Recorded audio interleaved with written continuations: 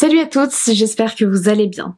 Aujourd'hui on se retrouve pour un thread horreur spécial Halloween. Alors pour mettre les choses au clair par rapport à certaines de vos interrogations les années précédentes, les threads sont des histoires vraies. En tout cas, elles sont présentées comme telles par les personnes qui livrent leurs témoignages sur internet.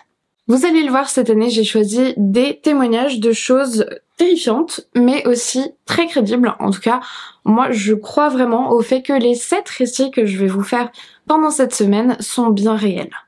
Celui-ci nous provient de la célèbre section Let's Not Meet de Reddit et c'est l'histoire d'un garçon que j'ai décidé d'appeler Caleb. On commence en douceur avec une histoire un petit peu flippante, mais ça passe encore, histoire de se mettre tranquillement dans l'ambiance.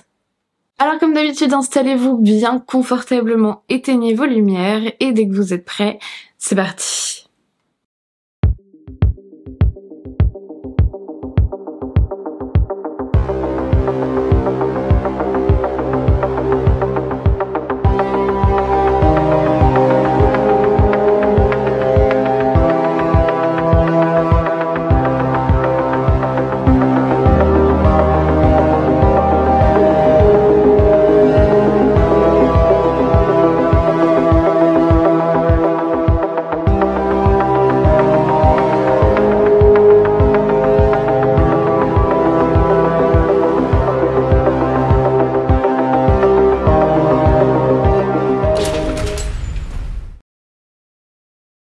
Avant de commencer son histoire à proprement parler, Caleb nous donne quelques éléments de contexte.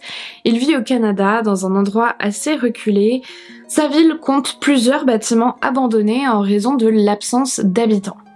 À l'adolescence, comme beaucoup de jeunes garçons vivant dans des endroits similaires où il n'y a pas grand chose à faire, Caleb et ses potes se prennent d'intérêt pour l'urbex, c'est-à-dire l'exploration d'endroits et souvent de bâtiments abandonnés. Lors de leurs précédents urbex, il ne leur est jamais arrivé grand chose de vraiment fou. De temps en temps, ils ont vu un petit peu de liquide ressemblant à du sang sur des murs. Et une fois, ils ont vu un pentagramme par terre, tracé par quelqu'un qui était allé dans une maison avant eux. Mais rien de trop grave. Rien jusqu'à la fameuse fois que je vais vous raconter. Là encore, petite précision pour ajouter du contexte. Quand Caleb était plus jeune, il explique qu'il allait dans une garderie qui faisait partie d'un hôpital psychiatrique. C'est clairement une combinaison étrange, mais dans les petites villes, je pense que c'est fréquent qu'on centralise plein de services dans les mêmes bâtiments. Bref. Depuis, le centre a fermé en raison du manque de patients et d'enfants à la garderie, il est donc abandonné. Et c'est là que Caleb et ses potes, qui ont 15 ans, décident d'aller faire leur nouvelle exploration. Quand ils arrivent là-bas, c'est plutôt cliché, il y a du brouillard, il fait sombre et il pleut une fine bruine. Le groupe de mecs se dirige vers la porte principale, qui est fermée à clé. Évidemment, ils s'aident mutuellement à enjamber un portail et ils n'essayent pas spécialement d'être discrets. À ce moment-là, c'est vraiment un groupe d'ados qui rit et qui glousse tout le temps. Ils commencent par explorer le petit espace de jeu parc à l'aide des lampes de poche qu'ils ont emportées avec eux, mais même avec ça, leur visibilité est plutôt limitée. Ils décident de continuer dans la suite du bâtiment en ruine, et là, le verre, la saleté craquent sous leurs pieds alors qu'ils sont en train de pénétrer dans la section de la garderie du complexe. Il y a encore plein de trucs, des anciens Lego, des éclats de bois provenant de meubles, des vieux jouets, genre des poupées abîmées, un petit peu éparpillées partout. Et plus ils avancent dans la section de la garderie, plus le groupe devient naturellement silencieux, jusqu'à ce qu'ils n'entendent plus que les fameux craquements sous leurs pas. Au moment où Caleb se penche pour ramasser des crayons dans une boîte en plastique, un bruit fort retentit derrière une porte métallique. Tous les garçons sursautent et se retournent. C'est une porte menant à une partie de l'hôpital psychiatrique du bâtiment. Ils se jettent tous des regards inquiets quand Brian, l'un des gars du groupe, suggère d'aller voir d'où vient le bruit. Caleb, il est pas très enthousiaste à cette idée, mais avec son groupe d'amis, où c'est que des mecs de 15 ans, un peu prouveurs, il y a aucune chance que quelqu'un refuse d'aller voir et passe pour une poule mouillée. Les garçons se regroupent donc devant la porte et ils essayent de l'ouvrir, sauf que comme elle est vieille, elle a rouillé au sol. Ils doivent pousser fort pour l'ouvrir, mais finalement, la porte cède et s'ouvre. En entrant, ils sentent une odeur forte, un mélange de métal et de moisi avec une pointe de quelque chose d'autre que Caleb n'arrive pas à identifier à ce moment-là. En gros, ça pue. Ils avancent doucement en continuant d'éclairer les lieux avec leur lampe de poche. Brian est évidemment en tête du groupe. Les couloirs sont étroits et pour vous représenter, de chaque côté se trouvent occasionnellement des portes en métal, certaines fermées et d'autres ouvertes. Caleb se sent légèrement claustrophobe, il devient un petit peu difficile pour lui de respirer. Et puis alors qu'ils avancent, Brian dirige sa lampe de poche vers une pièce et il recule brusquement. Tout le groupe de potes s'arrête de marcher tandis que Brian entre lentement dans la pièce. « Qu'est-ce que c'est ?» lui demande Caleb. « J'ai cru voir quelqu'un ici, mais tout semble normal maintenant », lui répond Brian. Sur le coup, Caleb sent monter une pointe d'angoisse, mais il se rassure en se disant que c'est son pote et qu'il essaye juste de les faire flipper. Les garçons continuent à marcher plus profondément encore dans l'aile psychiatrique. Soudain, un autre mec du groupe leur dit lui aussi de s'arrêter et tous s'immobilisent pour écouter. Au loin, devant eux, ils entendent un léger bruit de pas qui résonne dans le couloir.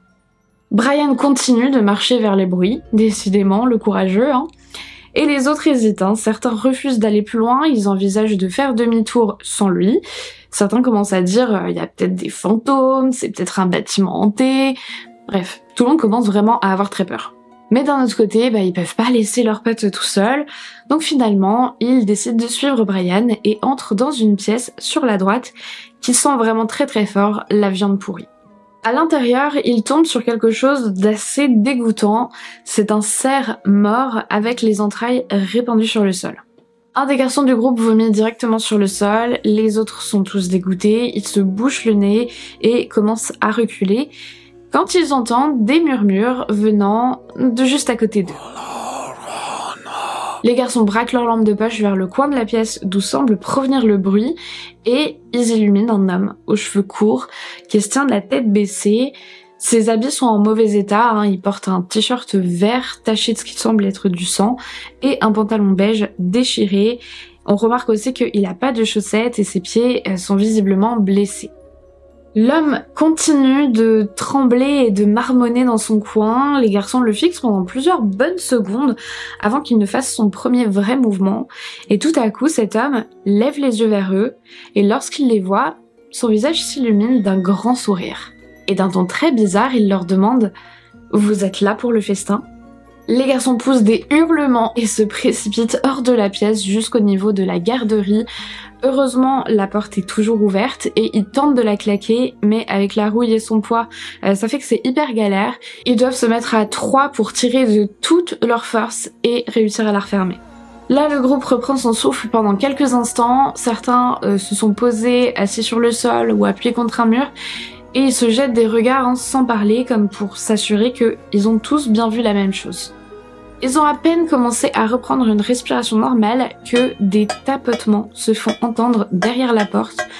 Tous les garçons repartent en courant, sortent du bâtiment et rentrent chez eux en panique. Et puis pendant méga longtemps, ils n'ont parlé à personne de ce qu'ils avaient vu, en tout cas peut-être entre eux mais pas à des adultes. Mais 1 an environ après leur mésaventure, Caleb et ses potes ont enfin eu le fin mot de l'histoire. Et ça, on aime bien quand les threads nous apportent une explication. En gros, apparemment, la police a arrêté l'homme en question. Donc ça a fait un petit peu parler dans la petite ville. Et ils ont su qui était cet inconnu. Ce serait un ancien patient de l'hôpital psychiatrique qui a été un peu désorienté quand il a été transféré dans un nouvel établissement. Il aurait donc réussi à s'enfuir et à revenir là où il avait ses petites habitudes. Et du coup, c'est devenu un sans-abri qui subsistait notamment en chassant dans la forêt qui était juste à côté. Mais je pense qu'il devait pas se nourrir que de ça. Alors ce qui est assez triste malheureusement, c'est qu'à cause de tout le temps que cet homme a passé sans soins, son état mental et physique se sont beaucoup dégradés. Il a notamment chopé des sales maladies en mangeant de la viande crue, selon ce que nous raconte Caleb. Et ouais, moi je trouve que c'est vraiment plutôt triste. Caleb, lui, il nous raconte aussi que suite à la découverte de cet homme qui vivait dans un hôpital désaffecté, il y a eu beaucoup de rumeurs selon lesquelles ce sans-abri aurait tué un homme dans la forêt pour le manger. Mais il n'y a eu aucune source pour confirmer tout ça, donc Très clairement, ça c'est de la légende urbaine qui est venue se rajouter, je pense, à une histoire plutôt tragique. Mais voilà, en tout cas, Caleb et ses potes ont vraiment eu très peur ce jour-là et je crois que depuis, ils n'ont pas trop fait d'autres sorties du genre. Si jamais vous pratiquez l'urbex vous-même, je pense que vous le savez, mais autant le redire, faites toujours ça à plusieurs, n'allez pas explorer des endroits tout seul. Vous n'êtes pas le grand JD, et je dis ça parce que c'est une règle vraiment élémentaire en urbex. Très souvent dans les bâtiments abandonnés, il peut y avoir des sols ou des charpentes fragiles, donc un accident est très vite arrivé. Et puis éventuellement, les lieux peuvent être occupés, genre squattés par des personnes qui ne seront pas forcément ravies de vous croiser. Donc voilà, toujours y aller à plusieurs, avec un téléphone bien chargé sur soi, c'est la base. Dites-moi dans les commentaires si vous avez déjà vécu des histoires flippantes en urbex, j'ai très hâte de vous lire. J'espère que vous avez apprécié ce premier petit thread, qui était tranquille, hein. On va y aller progressivement, en douceur, hein, mais vers des choses plus sombres, vous verrez. Allez, je vous dis à demain pour une nouvelle histoire, je vous fais plein de gros bisous, et en attendant, comme d'habitude, n'oubliez surtout pas de rallumer vos lumières.